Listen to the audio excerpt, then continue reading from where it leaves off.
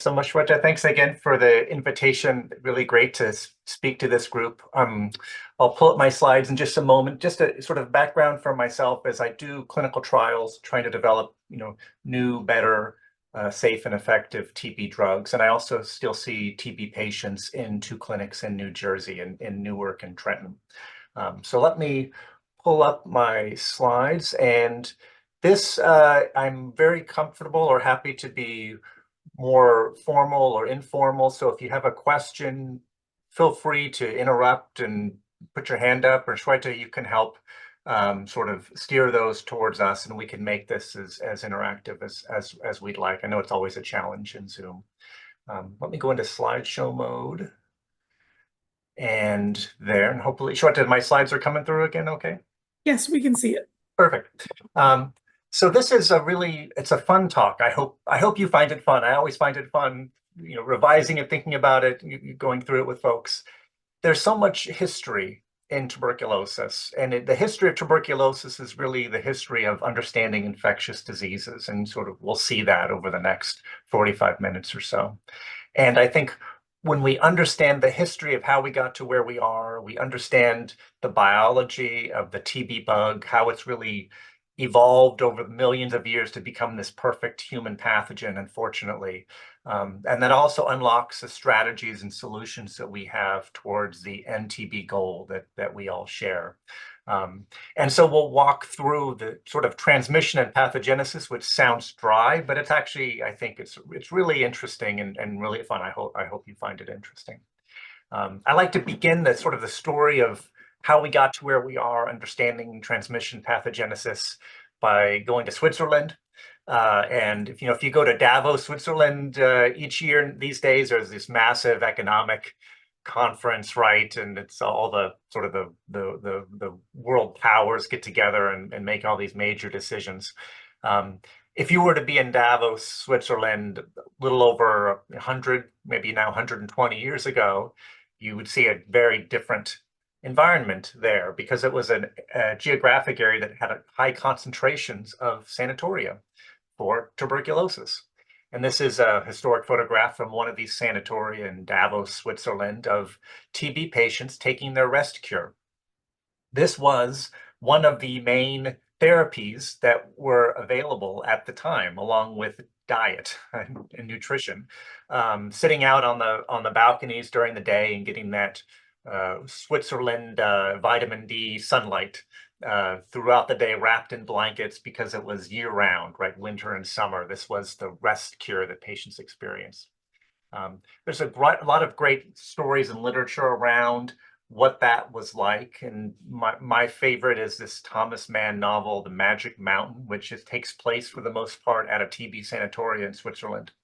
And great detail on the diet and what the meals were like and the courses and the richness. Because again, if you were in a TB patient in 1910, 1920, up until that point, rest cure and nutrition were really the therapies, along with some very dramatic, potentially harmful surgeries, were the things that were available to treat TB patients.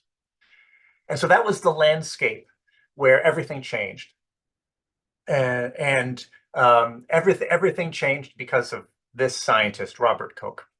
And he was a German scientist working in Berlin. And at the time he changed the world, he was not, the world famous individual that he was to become. He was a public health official, physician working in a district in Germany. And like a lot of the officials at the time, they would have their areas of research that they were looking into and trying to understand.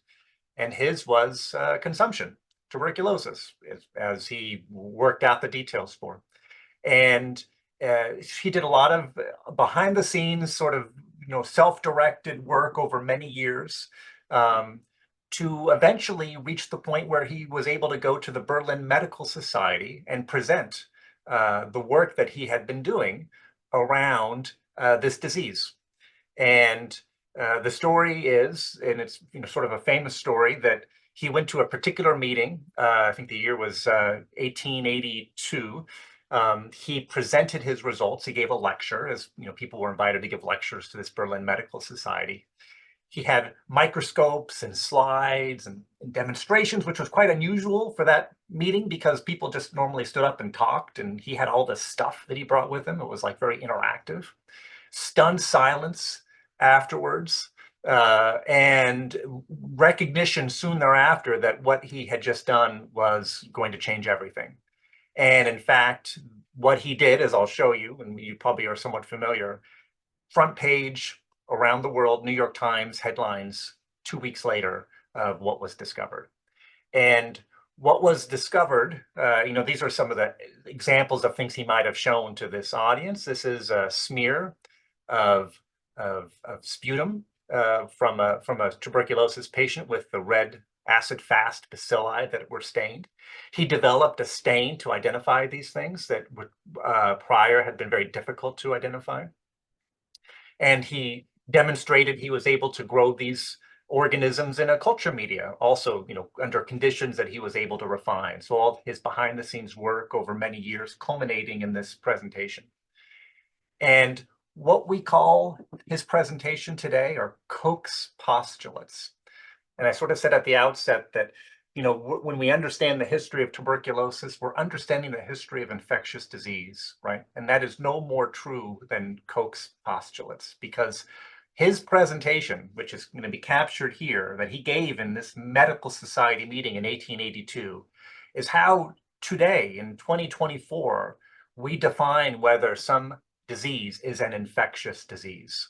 This is it. These are the steps required to satisfy to say the cause of this disease is a pathogen. This is an infectious disease. And so Koch's postulates, the pathogen present in all cases of disease, that you can take a diseased host. This is, again, these are animal models shown here, and you can grow that pathogen that you've isolated in a culture, as Koch demonstrated at that meeting, 1882.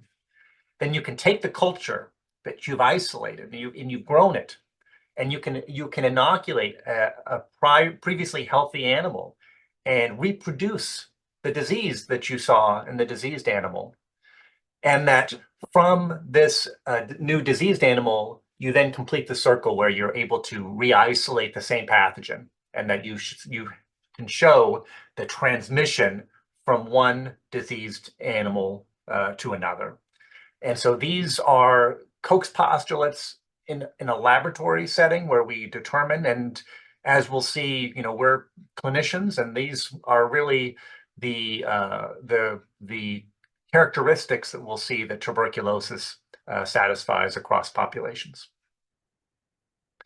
And Koch's postulates, those 4 postulates, when we apply them to understanding human disease in populations, explains what I call the pyramid of TB.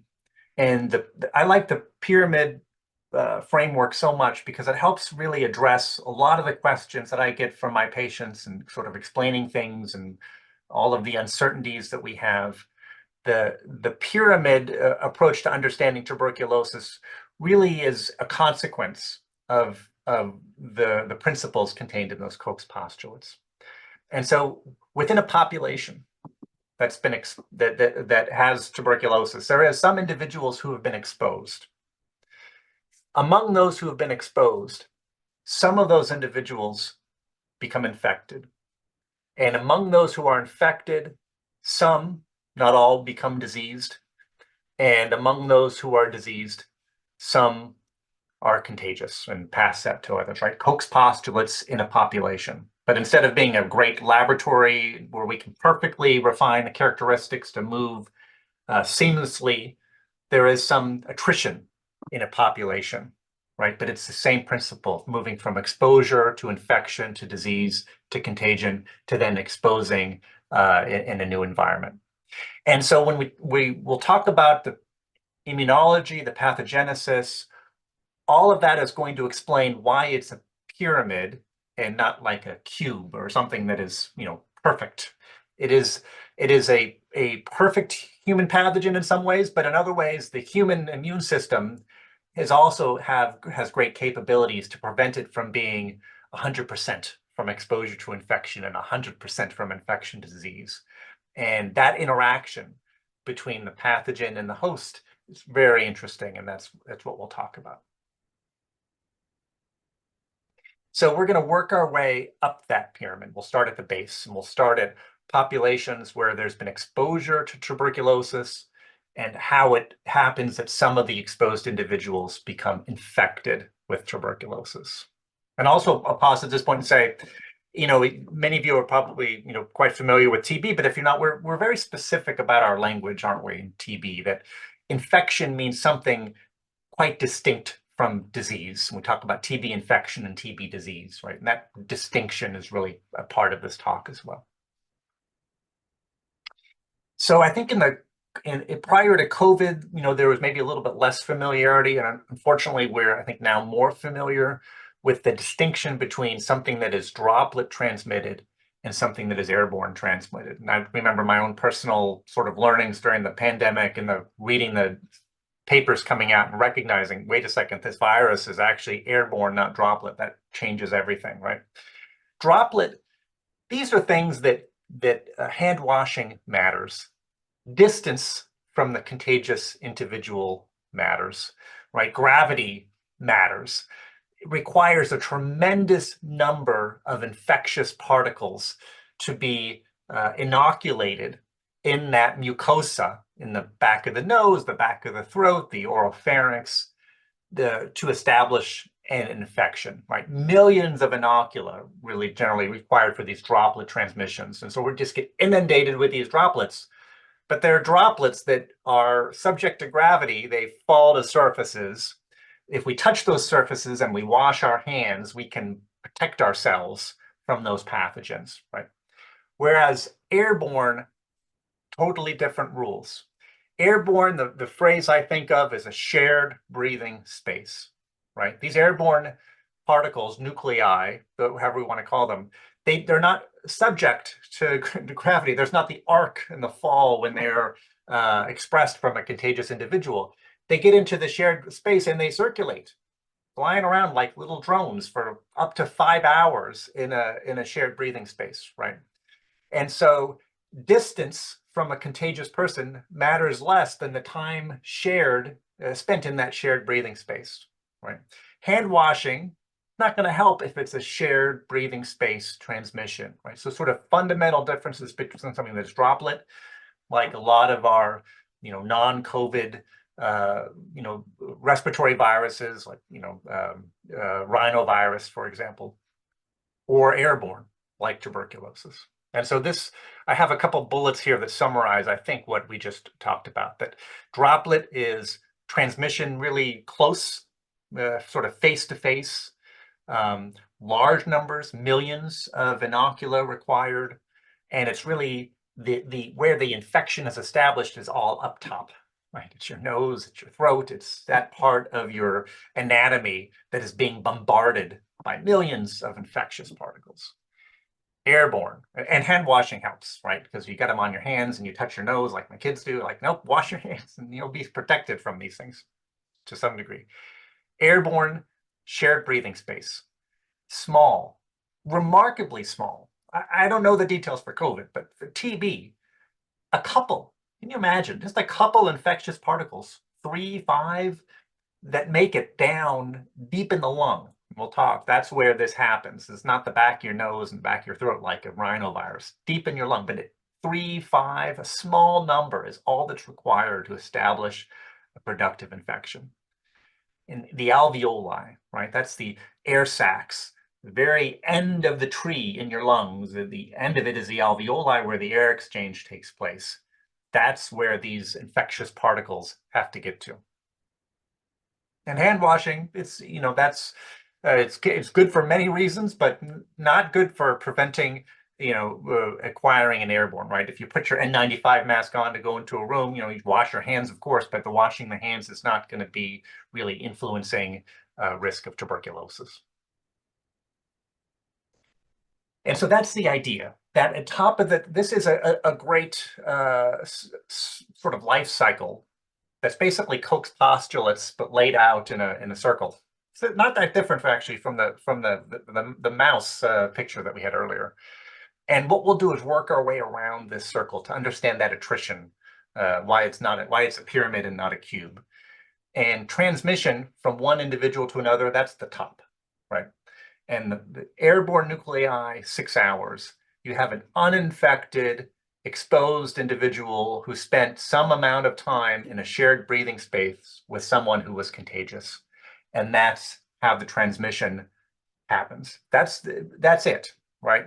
There are not other, you can get, maybe look through the literature and find occasionally very rare, reports of like a solid organ transplant or something transmitting TB, but 99 point many nines, this is it. You were in a shared breathing space with somebody who was contagious with tuberculosis. Now, the first reason why that pyramid, the very bottom, exposure to infection. The first question is naturally, why isn't it that everybody who's exposed just doesn't get infected? I mean, some things are like that. Some things are so effective at establishing infection, there's very little attrition, from exposure to infection. The reason for TB is our immune response and the evolution of our immune response to have both innate and adaptive. And if those concepts are unfamiliar to you, no worries, we'll talk about them. But the innate immune response is the thing I want to talk about first, because that is our first line of defense when we've been in a shared breathing space and there's been TB droplet nuclei circulating and we've inhaled them deeply into our alveoli. So the alveolar macrophages are there. Let's talk about those. And I'll come back to the second concept here. So our innate immune response is old. I mean, evolutionarily, it's amazing the similarity between our innate immune response and the very primitive life forms far back in evolution from us. So we retained these things during evolution over the many, hundreds of millions of years, right, of towards, who we are today with our immune response. The key about the innate immune response is we're born with it's innate, right? We're born with it. It doesn't need to have seen anything. It is there as it matures, and it matures over the first few years of an individual's life.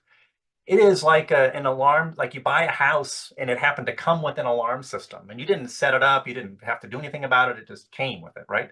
That's us in our innate immune. We're born with it and it's just there and it's turned on. And a way to think about it is a patrol. So I mentioned that alveolar macrophage. I want to talk about that cell type for a moment. So in our immune response, different types of cells, lymphocytes, monocytes, neutrophils, some of this familiar to you. The monocyte is the type of cell that's in the blood, and then when it gets into tissue, it becomes a macrophage. The macrophage is a key immune cell at that interface with the TB bug. Okay. And the macrophage in our innate immune response is patrol.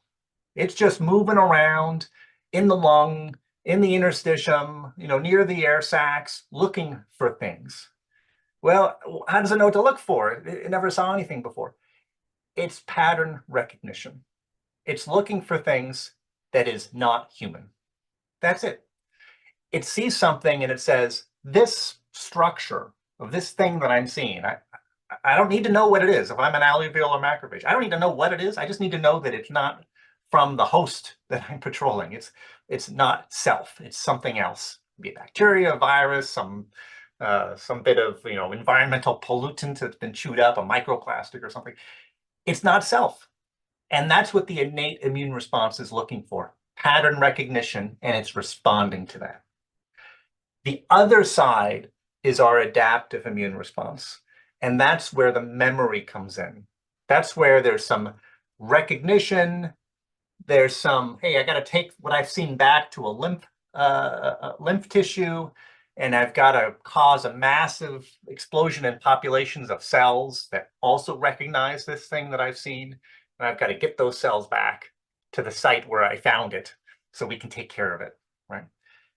The innate is instantaneous, right? It's there all the time. The adaptive takes time.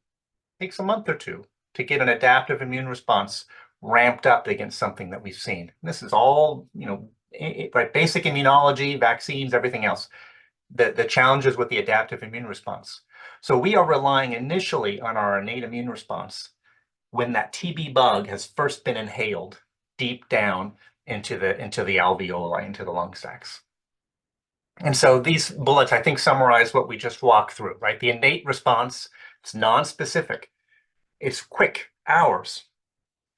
It's chemical properties, pattern recognition. And there's that non-self recognition of cells just sends off little, what are called chemokines, which are like homing beacons, essentially. The other cells that are part of the innate response say, hey, there's something going on in this part of the lung. Some cells here have seen something that's not us, it's foreign. Let's get in there and just immediately do our thing and phagocytose, we'll talk about, chew it up and get rid of it, because whatever it is, which we don't need to care about because we're innate responders, we just need to get rid of it. Whereas the adaptive response, this is incredible. This is, this blows me away. And I'm sure a lot of you have had the same reaction when you sort of think about how diverse our adaptive response can be, how many different types of antigens, how specific it can be. The repertoire that's available is amazing.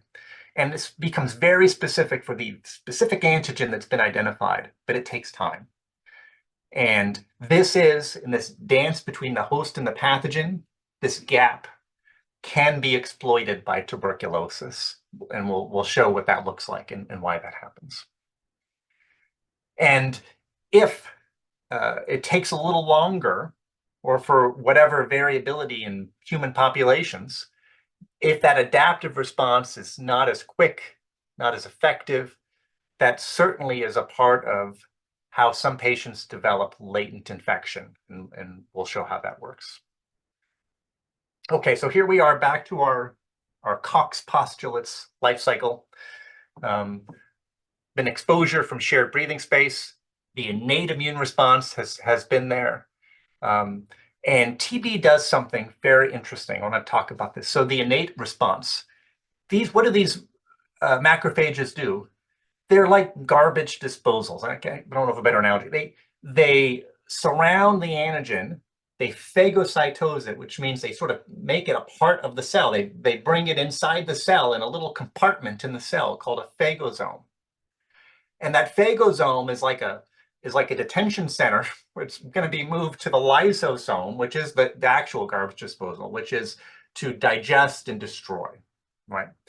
And TB, over its millions of years of infecting humans, has ways to escape.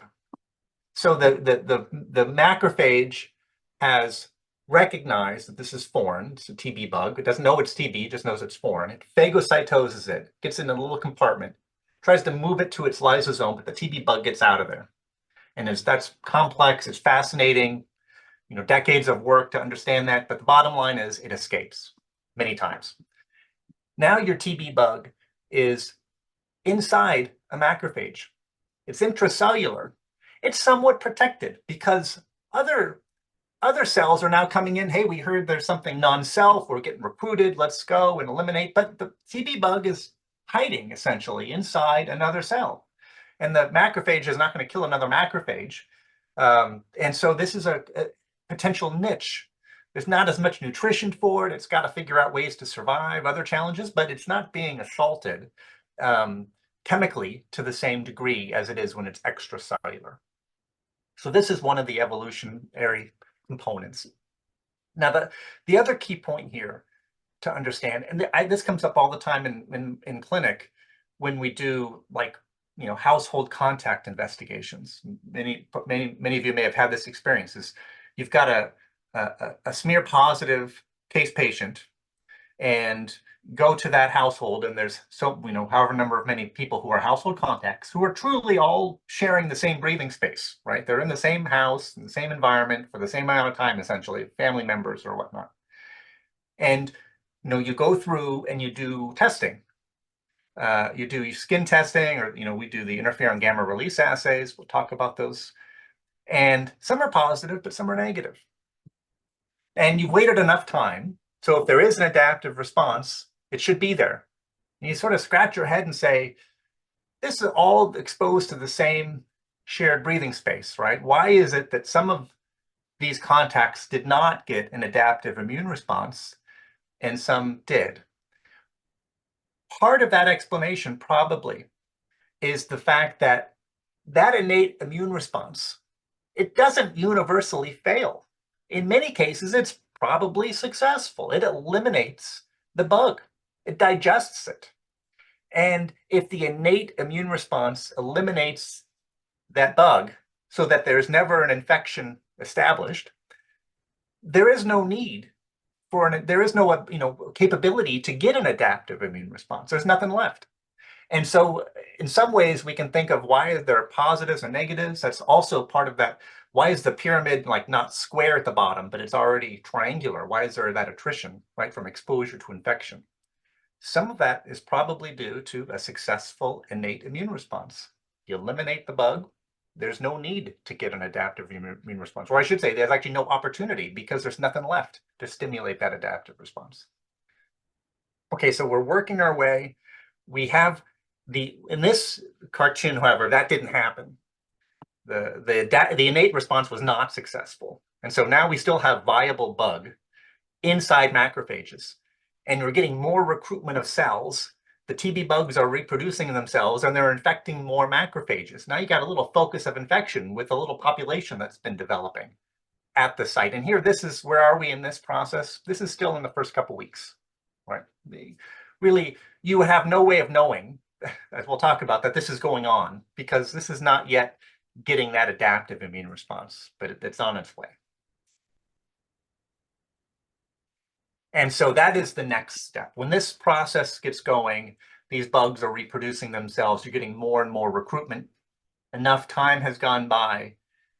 Now you're getting cells taking bits of antigen, your T cells, taking them to lymph nodes and getting expansions of clonal populations, B cells and T cells. That is your adaptive immune response. This is not a simple pattern recognition. It's a highly specific, highly complex process where you get the recognition, you go to a lymph tissue, and you expand a clonal population that comes back to that, right? And that process, an adaptive immune response, I think one of the key points for this, if there's only sort of a couple key points to remember, is you have to have an adaptive immune response to contain this process, right? That's, it may not extinguish the fire, but if you don't have an adaptive immune response, this is just a fire that burns out of control from the get-go, right? So there has to be at least some containment.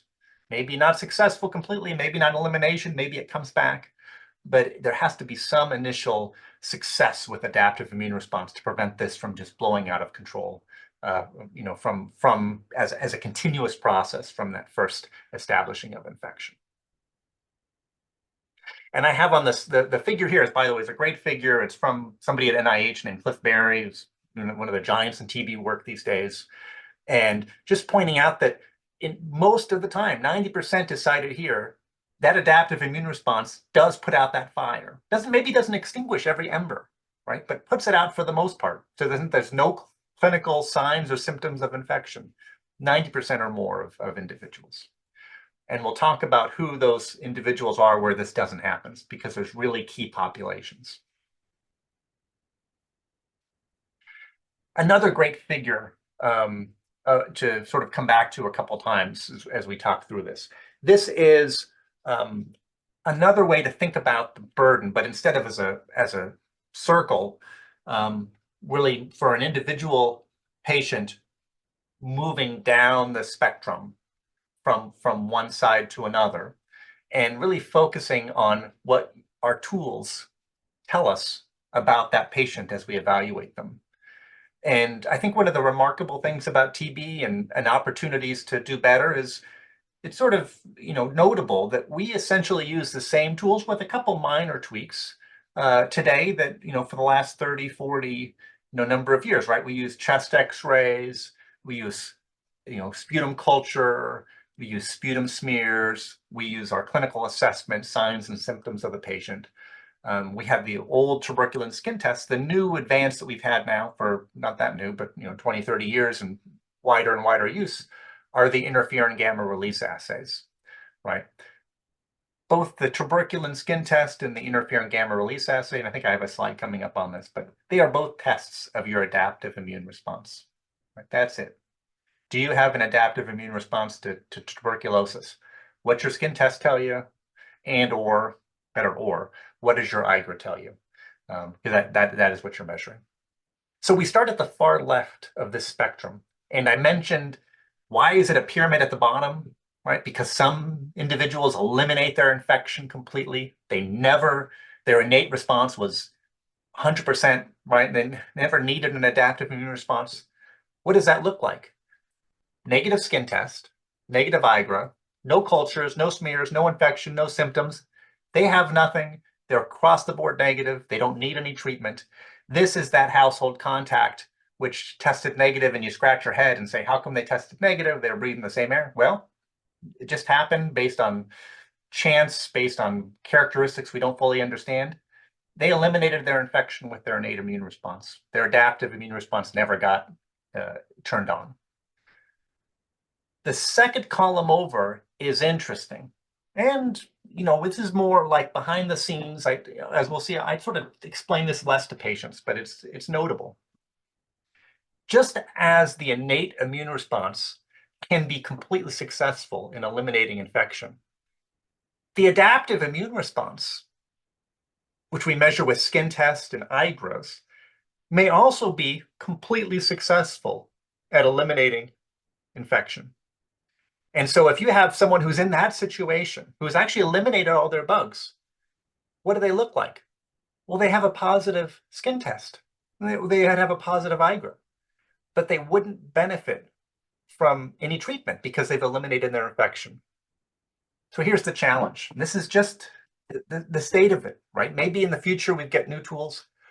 We have no way to distinguish between patients who have eliminated their infection with their adaptive response and patients in that middle column who have a true latent TB infection. If you look through those columns between the second one over, infection eliminated with acquired or immune response, and the third column, latent TB infection, just take a look. It's the same, right? The only difference is one benefits and the other doesn't. So here's the thing. We have no way to distinguish these. And clinical practice, clinical guidelines, standard of care is we define latent TB infection based on the skin test and the IGRA and the absence of smears and a normal X-ray and those kinds of things. We know, well, some of these patients, they may have eliminated their infection. We just don't know who they are. We have no way to distinguish them. So we treat them all the same, right? And when I talk to patients, I don't get into this with them. I follow the guidelines. If you've got a positive skin test and a negative X-ray and you feel fine, you've got latent infection, full stop. But the fact that some of these may have already eliminated their infection, for me, as somebody who also does clinical trials for new TB drugs, this is why trials are hard for TB infection, right? They're hard. They require lots of patients. There's a low, in some populations it can be higher, but often there's a low event rate. And part of that is your population you've enrolled based on IGRAs or skin tests. Some of them are no longer infected. And unless they get, re-exposed and reinfected, they have zero chance of developing TB disease because they have eliminated their infection. But we just don't know who they are. Right? So that's a little bit of a lengthy explanation, but an important point that this is the challenge of relying on tests of immunologic response to define infection. And it is what it is. And as we move farther down towards the right, we'll talk about moving from latent infection to active disease. And that tricky one in the middle, we'll talk about the subclinical TB disease. So we've talked a bit about the adaptive response and the tests we have, and I mentioned the IGRAs, interferon gamma release assays. You may be quite familiar with this. If you're not, it's fairly straightforward. We have two different assays that essentially are different ways to measure the same thing. They're measuring whether your adaptive immune response recognizes tuberculosis antigens. Your quantiferon TB Gold is a test that, it sounds like it, quantiferon, you're quantifying quantiferon. When you expose immune cells from the patient, so you take the blood from the patient, you have a special tube, it's got lots of the immune cells. This is a very simplification, but you add TB antigens and you get a lot of interferon gamma that gets released because these immune cells says, hey, this is TB antigen. We came from a lymph node where we were exploded population just because we recognize this thing. So now we're recognizing it. And the way we show we recognize is we release interferon. And so you can quantify, you measure how much interferon was released, and you have your standards, your positive and negative controls, and it gets a little complex. But the bottom line is, if you release enough interferon in these cells, and that's going to be an indication that those cells recognize tuberculosis. And again, from the previous slide, we say that is equal to infection. Unless the patient's been previously treated, they have infection. T-spot, we're quantifying not the amount of interferon, which is like the little molecule, right? But we're actually counting cells, and cells are spots. And so we're counting how many cells are activated by their cell surface markers when we expose those immune cells to tuberculosis. So same idea, we take blood from the body and with a special tube, certain kinds of cells, we put them on a little plate, we expose the plates to tuberculosis antigens, and then the cells that are specific from the adaptive immune response to recognize TB, they activate themselves. And this it's a cool test. The stain sort of gets a different color or dark if it's been activated, and so they're spots. And so you're just counting the spots, and which are reflecting cells. And so if you have a certain, otherwise similar to the quantiferon, right? You have a certain threshold you reach of number of cells that have been activated. That's been determined to represent infection. Again, an immunologic test that we're using to define a bacterial infection. I should mention, from a CDC, from our perspective clinically, they are equivalent tests. Whether you choose one or the other, it's going to depend on like health system things. But as a clinician, nurse, physician, really, you follow. The lab is following the package instructions, and the interpretation is according to the guidelines. Equivalent tests. The big advantage, as we all know, over a skin test is patient doesn't need to come back. The other advantage of these, which I find useful, is sometimes talking to patients.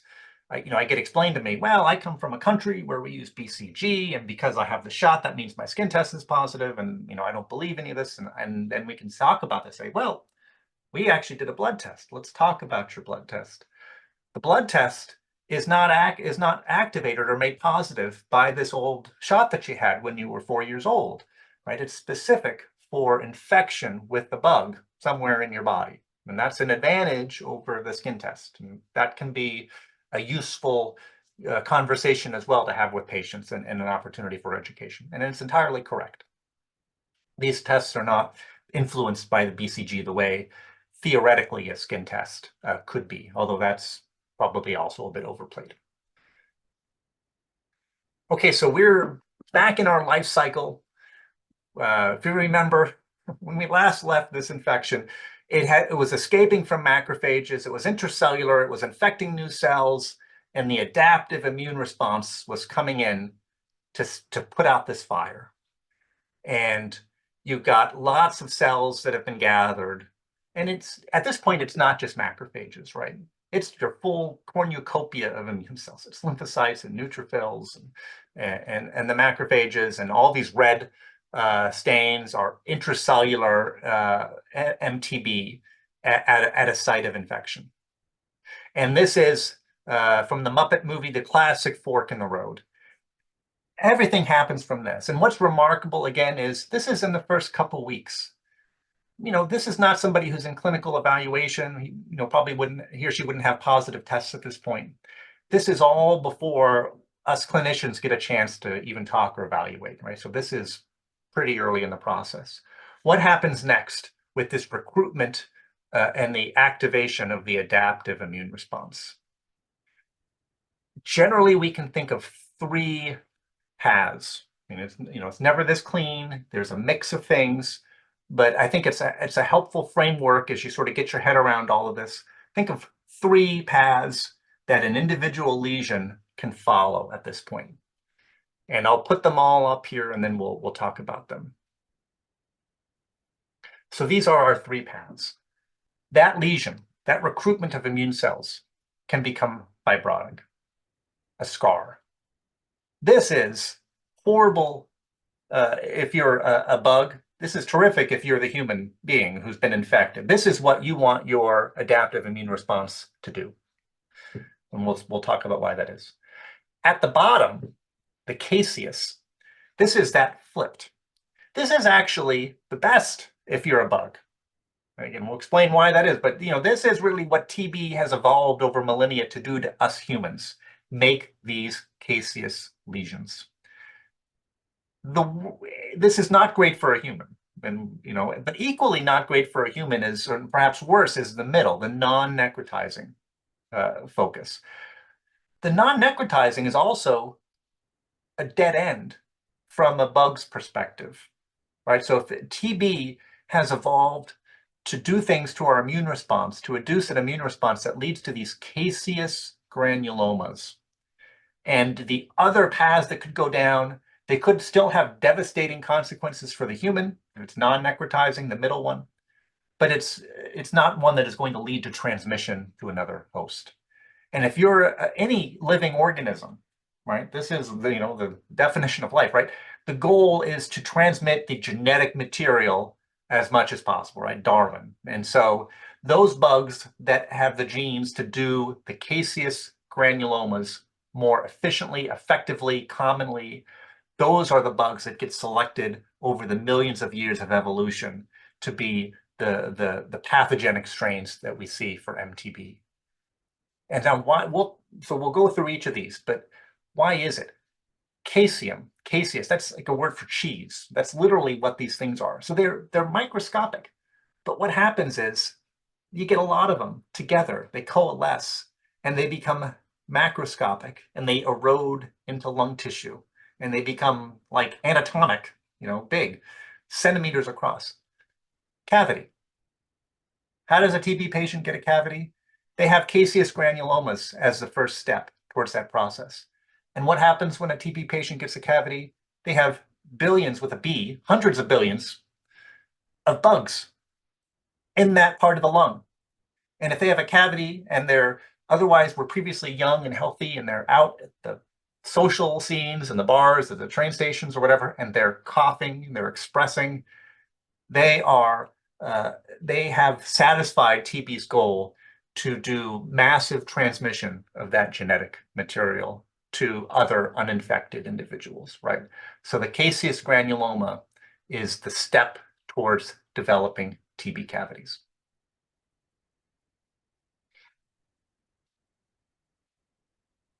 So I think before this, let me say a word also about the fibrotic and then the non-necrotizing, because I think this is helpful with these pictures.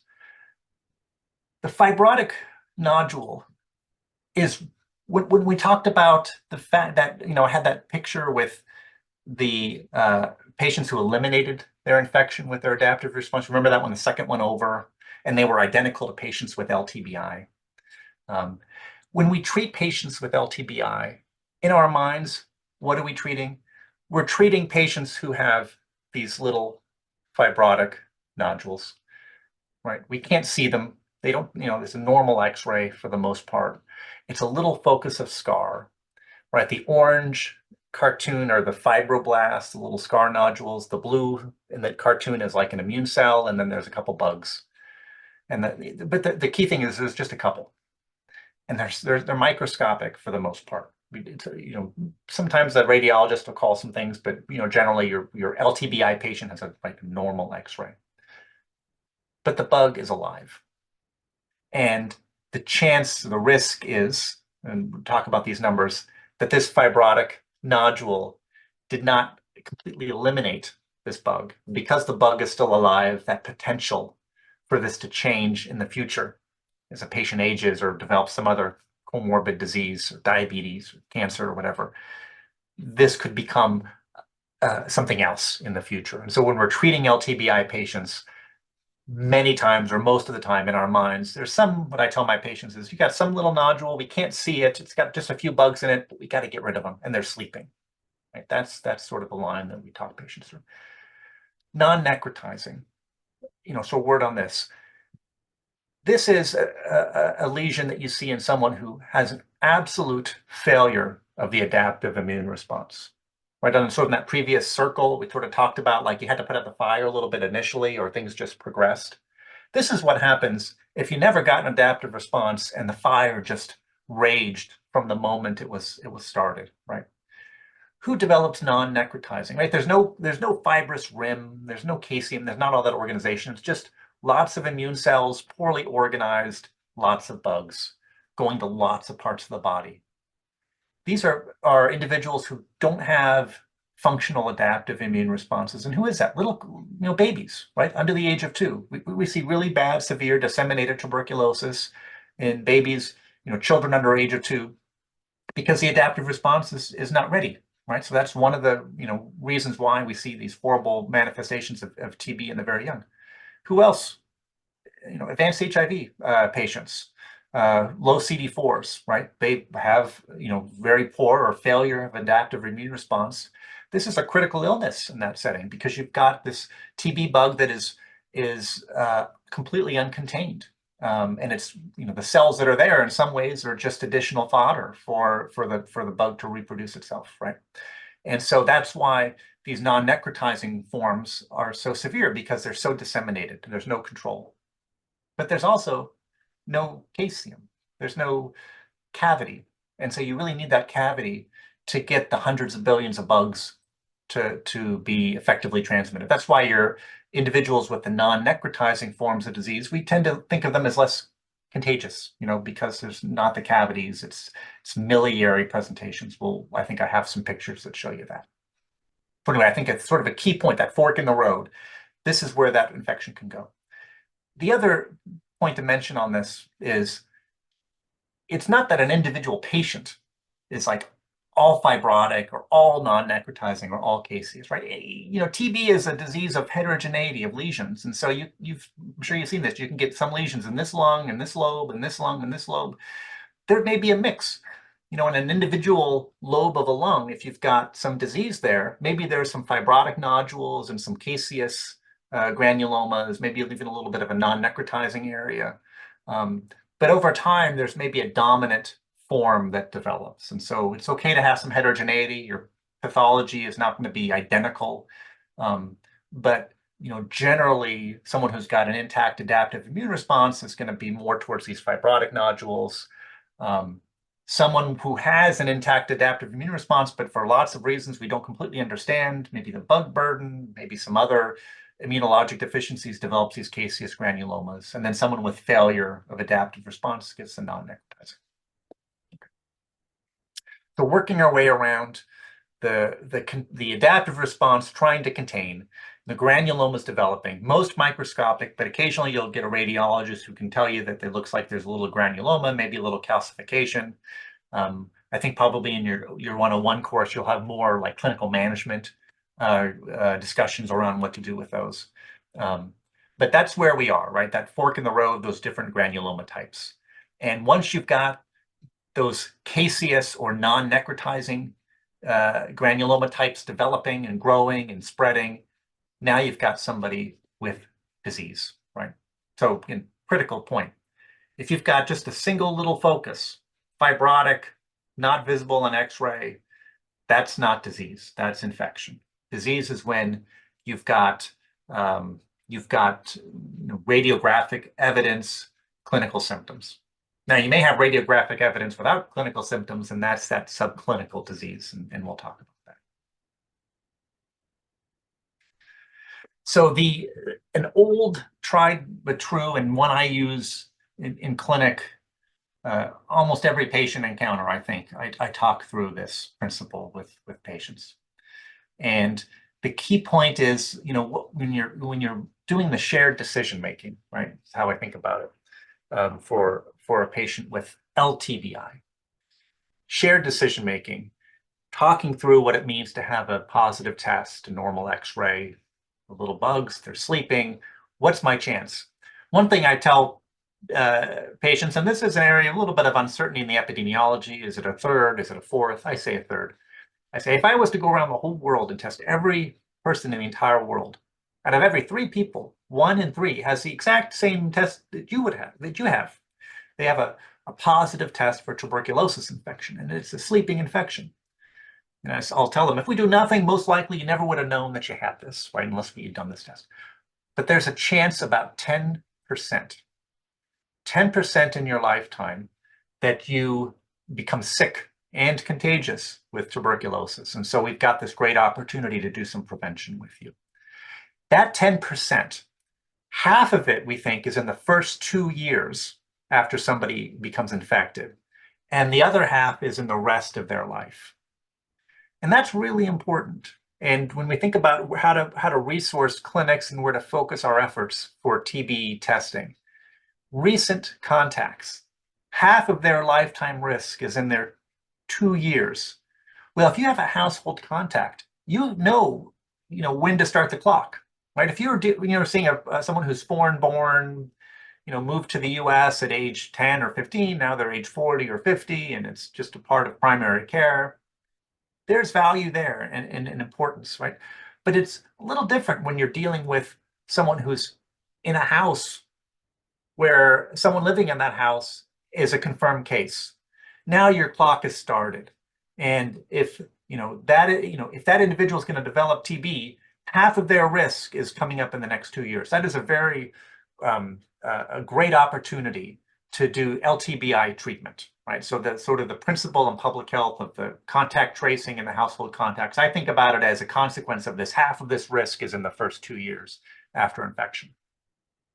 Now at the bottom, you see the line about HIV. This is older data in the era of diagnosis and starting and better tolerability for antiretrovirals. The numbers are certainly different. But if you're in the context of someone with untreated HIV infection and this profound diminishing of the adaptive immune response, it's 10% per year, right? So someone with LTBI, 10% risk every year that would progress to active disease. And so a part of good TB control efforts or good TB prevention and elimination efforts, HIV care is of course wrapped up in that and restoring that adaptive immune response. So back to our spectrum as we're moving more towards the right, and we're going to now talk about somebody who's becoming sick with TB. So what drives that chance? Why does someone get a fibrotic nodule and someone else gets caseous nodule that coalesces and makes a cavity, right? That fork in the road. I'd be lying if I say we knew it and we could figure it all out. We could do some AI, algorithm and plug in stuff and say, oh, you're going to get it, you're not. We can't. We don't know. But we do know risk factors. And risk factors that have been worked out are things that make sense in the sense that the common thread is some interference or impairment of an adaptive immune response. And so HIV is at the top of the list. Close contacts, just in terms of burden of exposure, is naturally important. Prednisone, steroids, right? They interfere with adaptive immune response. That's important. One that is sort of increasingly recognized from a global health perspective is, and I call it out here, I think, is diabetes. So if you look at the relative risk of HIV, it's like tenfold, right? So someone with HIV, advanced untreated, is tenfold more likely to develop TB disease compared to someone without. Diabetes, that number is much smaller, right? 1.7, so it's like a 70% increase in risk. What's important is the global burden. The number of people with diabetes, and including poorly controlled diabetes, is so vast. The numbers are so enormous that is a substantial contribution to global TB burden, even though the actual relative risk is smaller, right? So the relative risk is smaller, but the number that are affected by that comorbidity is so much greater. That's what leads to this contribution of diabetes and the sort of TB diabetes challenge that we're getting our heads around. And so this is we talk about it from the bug's perspective and the human's perspective. By the time you get to a cavitary lesion, that's a 100 billion bugs. And I mentioned at the beginning the inoculum for an airborne. It could be one. It's a few. It could be one. So you could go from 1 to 100 billion. How long does that take? Could be as early as 6 months. You could go through a period of LTBI where you've got, again, fibrotic nodules, sleeping bugs, only a few, 10 to 100 in this estimate. These numbers are hard to know for sure, as you might understand, but these are what we think. That period of latency could be a year, could be 2 years, could be 10 years, could be 50 years, right? It's indeterminate. But when you get that cavitary lesion, you get that 100 billion bugs. This is the individual who's got the right kind of cough and the right social scenes is going to be transmitting to other individuals. At the bottom, we sort of think about our tools, right? I mentioned our tools are not that changed that much other than the addition of IGRAs and now some of our PCR diagnostics for disease. I think you'll probably have a separate lecture or discussion around the PCR diagnostics. We have LTBI, we can treat with a single drug, right? Rifampin, 4 months. Isoniazid, 9 months. Once you get disease, you never treat with a single drug. You never add a single drug to a failing regimen. Lots of, sort of key principles of TB, again, I think will be part of a separate lecture. And so we're coming around here, finishing up, getting to that transmission part. So now we've got someone who the innate response failed. The adaptive response was there, but didn't eliminate the infection. And then there was progression. The fork in the road, the fork went towards caseous granulomas, and they coalesced, and they formed cavities, and the patient became sick and developed a bronchial pneumonia. Fever, weight loss, sweats, subacute, right? Not like the pneumonia, always remember when you have a patient with pneumococcal pneumonia, they were driving a car at 3:45 p.m., felt a sharp pain, and had a sudden fever. They came to the hospital at a time when everything started, sort of an acute onset. That's not TB, right? Subacute fevers, cough, weight loss, presenting over, weeks, months. But this is an individual with disease, radiographic, microbacteriologic. One key point, I said disease, radiographic, mycobacteriologic. I didn't say immunologic, because in my training, I was did the TB service at Bellevue Hospital in New York, back when there was a dedicated TB, and the TB giants I worked with would hit us home on this, and it's stayed with me, and I teach it, and I think it's important. Once we get to a patient we're evaluating for disease, those immunologic assays are now in our rear view mirror, right? So if you're seeing somebody, in the hospital or the clinic and say, gosh, do they have TB disease? They've got something on their x-ray, they're coughing. What do you need? You need cultures. What if their IGRA is negative? You need cultures. What if their IGRA was positive? You need cultures, right? So the interferon gamma release assay, skin test, that's a really important tool, the most important tool for evaluating, latent infection. But once you get to a patient who you're evaluating for disease, it's based on radiography, signs, symptoms, but importantly, critically, mycobacteriology, getting the smears and particularly the cultures. So now we're going to go over this, all the forms that TB can present when it's doing this, presenting as disease. And importantly, when we talk about disease, it's that fire that never got put out, right? Progression from primary progressive, right? Kids under the age of 2, advanced HIV, but it's also those individuals who went through some period of latency. Maybe it was just 6 months, maybe it was a year, maybe it was 20 years, right? All that together encompasses active TB disease. So we've talked a little bit about HIV. I don't think I'll belabor it. It does, big driver of active, but also drives extrapulmonary. And that makes sense, right? When you're having these non-necrotizing total failure of control, it's getting into the blood. It's getting into the lymph system. It's going to every organ tissue. And whatever organ it arrives at, it's not finding anything to stop it from making these granulomas. And so that's why you get in every organ system, you can see this. In the lung, it's throughout. It's what we call miliary. I think I have a picture. It looks like birdseed because there's just been absolute failure of control. HIV, TB, it can do anything radiographically. That's the big teaching. So here's a patient who just had lymph nodes that were big, lymphadenopathy. It was TB. It can look like a community-acquired pneumonia. So when we work with the fellows in the hospital and training, one of the key things is, you have a patient with community-acquired pneumonia. They also are living with HIV.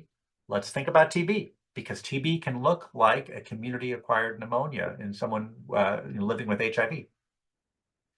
And this is the miliary picture. It's maybe a little hard to see, but there's just so many little nodules or dots, it's like looking at something that's just been scattered sand across the page, right? And it's called miliary. That's the bird seed, and someone thought a long time ago, it just looked like that was just dumped across the radiographic film. What are each of these little things? They're non-necrotizing granulomas. They're little collections of immune cells and bugs. And there's countless numbers of them, right? So this is a patient who's critically ill, but they don't have a cavity. They may not be, coughing as much. They're just not as contagious, right? But as a clinician, right, that's important. We could figure that out, but we've got to take care of the patient in front of us. And this is a patient who's probably critically ill with tuberculosis. TB also does everything in the lung for these patients with poor adaptive immune response. It gets into the blood, it gets into the lymph, it goes all over the body. And some of the worst, highest mortality, most severe manifestations of TB are when it gets particularly into the central nervous system, causes meningitis, brain abscess. But TB is the great masquerader, right? It can do just about everything. We constantly have to be on the lookout to think TB, right? This is just a bit, I know you had the epi lecture last time. Just as a reminder, the landscape of HIV TB is changing, and even now this is 10 years old, even better now, in terms of as ART is more widely uptaken, safer, widely available, more tolerated. That's a great benefit towards TB, reducing the TB burden as well. And we mentioned diabetes, right? So those parts of the world that have more poorly controlled diabetes, overlapping with high transmission TB, that's a challenge. And I think the way that we're working to do better with HIV TB, I think a lot of the challenge ahead is also to think about this TB diabetes interaction. And so the final step is contagiousness. So we're coming around the horn here, and we've talked about the shared breathing space. Who's contagious? Well, if you're coughing, if you have more bugs in your sputum as by smear, if you have a cavity, those things all matter. If you spend more time in that shared breathing space, that matters. There's probably some strain effects, virulence, which matters, an area of active research. And simple things like we learned in COVID. Are the windows closed or open? How much ventilation is there? Circulation. Those things are really important for transmission risk. This is a sneeze. This is like an old picture you see, like people coughing, but this is actually droplet, and this is a cough. This is the heat map of the airborne nuclei floating around, right? Little micro drones for 5 hours in a shared breathing space. You can measure the cough size. This is fascinating work. You can see how big are the little droplets, the airborne nuclei that the patient is expressing. How big are they? They have to be small, because to get to that alveoli, the end of the road in the lung, they have to fit through the smaller and smaller tubes to get there. So again, things we don't understand, anatomy, just random variability. If you're generating more small airborne nuclei, those are going to be more capable of transmitting TB to others, and you can measure the size of these things. And what can we do to reduce transmission? We can do administrative things in terms of how we evaluate, triage, isolate patients. We can do environmental things in terms of how we institute ventilation requirements and air circulation. And we can make sure that that effective, N95 masks are available and used and fit appropriately for anyone who's having a patient encounter with someone where we suspect TB. And so smears matter, cavities matter, and environmental circumstances matter, right? Are the windows open? Is there good ventilation, or is there crowding and poorly ventilated spaces? But the most important thing we can do to prevent transmission, and this is an area that is a lot of recent work going on to sort of understand this, is treat. You put the patient on treatment, you have a dramatic, almost immediate effect on the chance of transmitting disease, infection to someone else. So you isolate while you're working them up, and at some point, the clinicians making the medical decision that a threshold has been reached, that the treatment is indicated, even if the workup is still underway. And finally, it's really the success of TB is the success of infectious disease. And I think it's like medical advances success. It's remarkable how much came first with TB. This is a great photo. We talked about the beginning, the sanatorium in Switzerland. Well, this is Staten Island, close to home. And these are the first patients ever treated with isoniazid. They had disease and they were treated with isoniazid. Later on, we found out that's not enough. It's a single drug, but isoniazid makes you feel better real quick initially. And these patients felt so well after taking isoniazid, this experimental medicine, that they were dancing for this photographer who came by to investigate the incredible thing happening at the TB sanatorium, sort of the dawn of chemotherapy. And as a part of GTBI, I always like to give a shout to Dr. Reichman, who's one of the founders of GTBI, emeritus professor at Rutgers. Great book if you're into TB history. It is remarkable how well this account has stood up in the test of time, in sort of the emergence of MDR TB. And a lot of it was like the former Soviet Union, Eastern Europe years that he spent a lot of time working, traveling, and helping those programs. And that's it. And we have time for questions, or we're happy to take any. I'm always available by email. But really, Shweta, again, always enjoy talking about TB, and hopefully this was helpful for everybody to get a little bit of the big picture of the pathogenesis.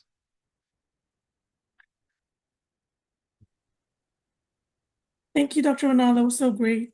I think there was a comment in the chat that said, "But don't the cultures take a while to come back?" by Melissa Kimmel. Yes, great.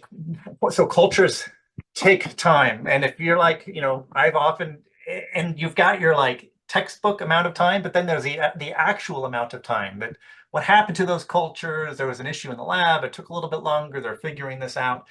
That time delay is a great challenge. And then you add to that, if there's the susceptibility question, that is an additional number of weeks, right, for the susceptibilities.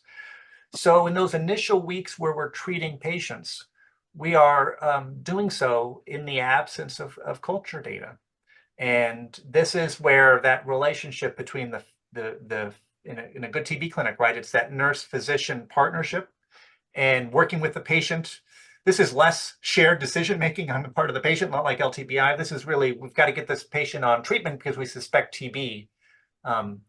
Sometimes you're fortunate that that work was done in a hospital setting, and by the time they're coming into the TB clinic, the diagnosis has been established and the cultures were positive. But, like my clinic, like many of you, the first time you see the patient, you're still in the fog of war. Maybe it's TB or maybe it's something else. It becomes very, nuanced in terms of the medical decision-making. Is this someone who we treat with TB drugs while the workup is pending, or do we wait? And I think, without getting too far into that, the high level is if something was going on that made them sick and TB is on the differential and nothing else has been identified, it's very likely that's somebody we're going to be treating with active TB therapy while the workup is underway, including those cultures which are pending. Melissa, I don't know if that helps answer the question, or maybe you've had some challenges around there.